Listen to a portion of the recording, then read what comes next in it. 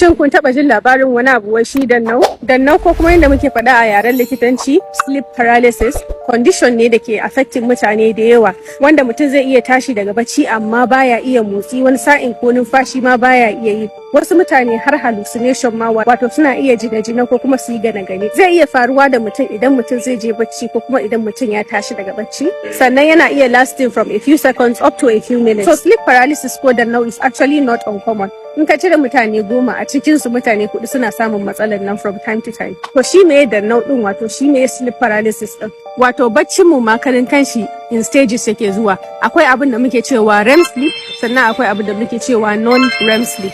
REM sleep stands for rapid eye movement, wato a wannan stage ne mutum yake mafarki. Dan mutum ya kwanta bacci yana shiga REM, sai ya shiga non-REM, ya shiga REM, ya shiga non-REM, so yana canjawa in between the two. During the REM sleep, because a REM sleep din ne mutum yake mafarki, kwakwalwarmu yana tura signal ma muscles mu, dan muscles mu ne suke bari mu motsa. Kamar switch kenan, kwakwalwarmu sai ya tura signal ya kashe power muscle din mu domin ya kare mu. Kar a garin mafarki ka je kai tsalle ka faɗi ka ji ciwo.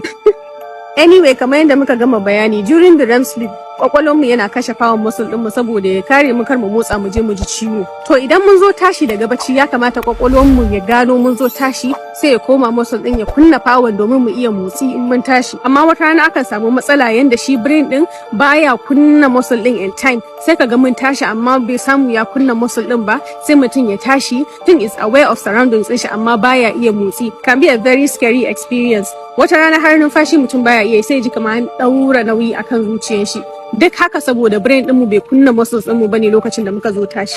Har yanzu ba a san takamaiman mene ba, amma akwai studies ɗin da suka yi linkin kwanciya akan baya da sleep paralysis. Sannan wasu studies sun nuna cewa zai iya zama a genetics ne, domin an yi amfani da 'yan biyu an ga idan ɗaya yana sleep paralysis ɗaya ma za ka ga usually yana sleep paralysis. Wasu abubuwa da su ma an yi linkin ɗinsu to sleep paralysis shine idan mutum baya samun regular sleep, wato baka kwanciya on time every day, sannan baka samun enough bacci.